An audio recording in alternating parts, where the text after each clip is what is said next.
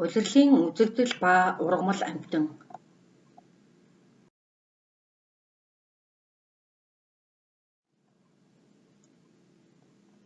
Хичээлийн зорилго. Орчны ялгаатай байдал ургамал амьтны амьдралд хэрхэн нөлөөлдөг болохыг мэдэх. Зорилт. Жилийн дөрвөн улирлын ялгаатай онцлог өөрчлөлтийг ярилцах.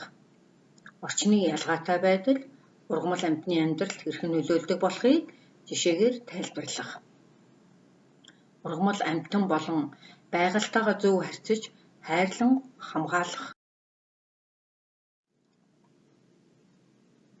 Монгол орн цаг уурын эрс ялгагдах жилийн дөрвөн улиралтай. Хүүхдүүдээ жилийн дөрвөн улиралд байгаль хэрхэн өөрчлөгддөг вэ? Дараах зургийг ажиглаарай.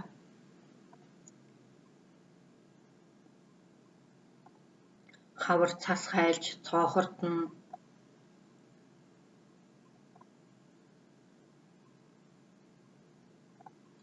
Зун уул тал ногоорно.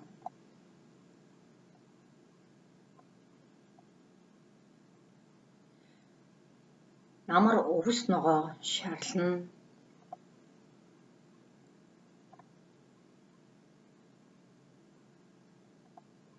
Өвөл цас орч хүйтгэн.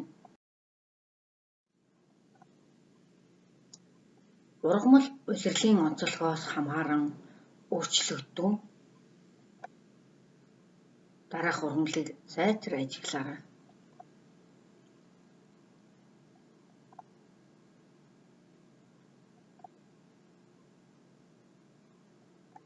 Ажигласнаа дараах бүснэгтнэд тэмдэглээрэй. Жишээлбэл хавар ургамал ургаж эхэлнэ. Зун ургамал цэцэглэн ургана. Намар навчны өнгө хувирч шарлаж унана. Өвөл ургамал тайван байдалд шилжинэ.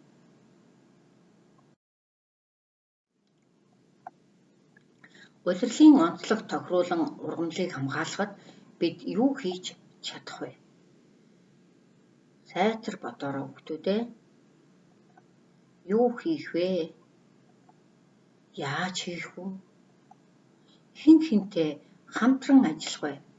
Гэх мэтээр бодож тунгаагаарай. Ургамлыг бид хоол хүнсэндээ хэрэглэхээс гадна амьсгалах агаарыг авдаг. Иймд ургамлыг улирлын онцлогтод тохируулан хамгаалах ажлыг зохион байгуулахад хүүхдүүд та нар бас идэвхтэй оролцоорой. За жишээлх юм бол хавар, мод, сөөг тарих, үрд суулгах зэрэг тариалалтын бэлтгэл ажил хийхэд эд тохиромжтой үе явагддаг. Энэ ажил бас оролцож болно. Зуны дэлгэр цагт мод ургамал эд цэцгэлж үр жимсээ өгдөг.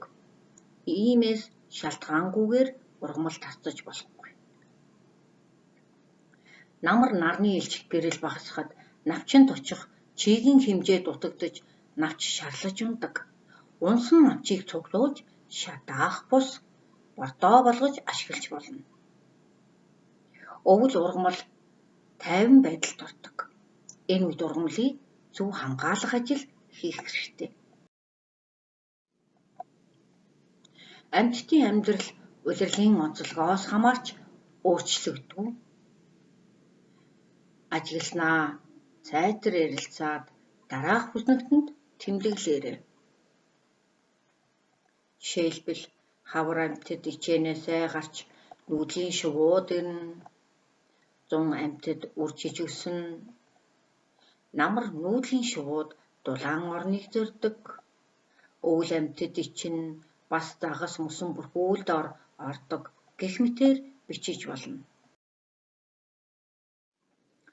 Хүүхдүүдээ улирлын онцлогоос шалтгаалж ургамал, цаг агаар, хүмүүсийн амьдрал, амьтанд ямар өөрчлөлт гарахыг дараах зургаас ажиглаад ярилцаарай.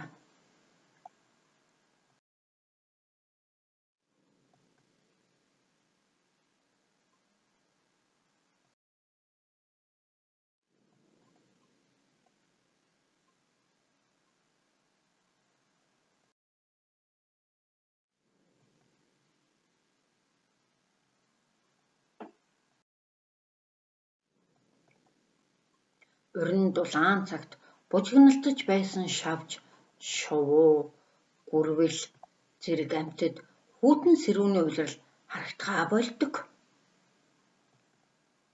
Ичсэн үү, нүүсэн үү, эсвэл мөксөн үү? Ичих гэж юуг хэлэх вэ? Амьтад яагаад ичдэг вэ? Өвөл удаан хугацаагаар гүн нойрсож ичдэг ямар амьтдын тухай юу мэдэх вэ?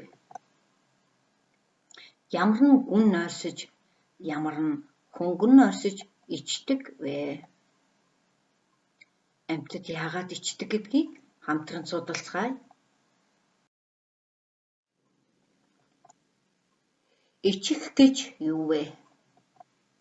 Амьдрах орчин нөхцөл өөрчлөгдөх, цаг агаарын тааламжгүй нөхцөл, хоол тэжээлийн хомслоос шалтгаалж амьтад ичдэг. Амьтад гүн буюу хөнгөн нойрсохыг ичих гэнэ.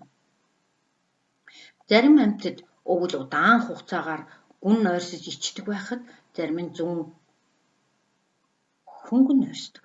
Мөн хоногийн ичээнд ордог амьтан ч байдаг. Баавгай, тарваг, өвөл гүн ичээнд ордог.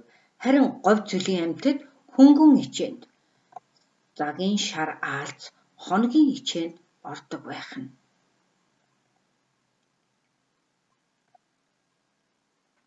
Амьтад яагаад нүүдэлдэг гэдгийг хамтран судлая.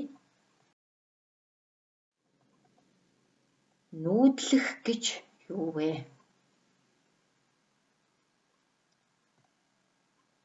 Хүйтний улирал эхлэхэд усны шувуу гангар гонгор дуугаран зэллэн нисдэг. Тэд хайцсан бэ? Яах гэж дулаан орныг зорьсон бэ? Нүүдлэх гэж юу хэлэх вэ? Амьтад яагаад нүүдэлдэг вэ? Усны шувуудын нүүдэл давтагддаггүй. Ийм нүүдлийг юу гэж нэрлэх вэ? Зарим амьтад улирлаас хамааран уулын билээс орой руу, оройгоос бил рүү урууддаг. Тэд нүүсэн үү?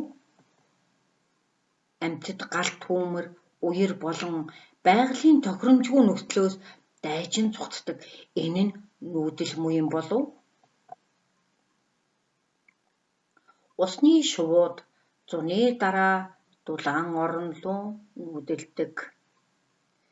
Зээр байгалийн гэнэтийн үзэгдлийн үед сүргэлэн нүүдэлдэг. Загас өвөл усны гүнд өвлжөөд хавар олноороо нүүдэлдэг.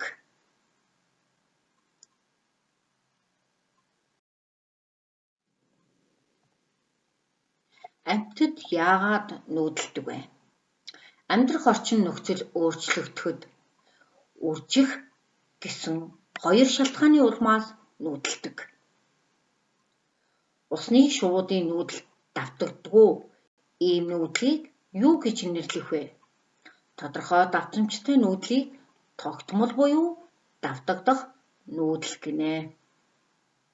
Зарим амьтад улирлаас хамааран уулын билээс орой руу, оройгоос бил рүү урууддаг. Тэд нүүсэн үү? Зарим амьтад улирлаас хамааран уулын билээс орой руу, оройгоос бил рүү урууддаг. Үүнийг босоо нүүдэл гэнэ. Харин зарим нь нутаг сэлгэн гэнэтийн нүүдэл хийдэг.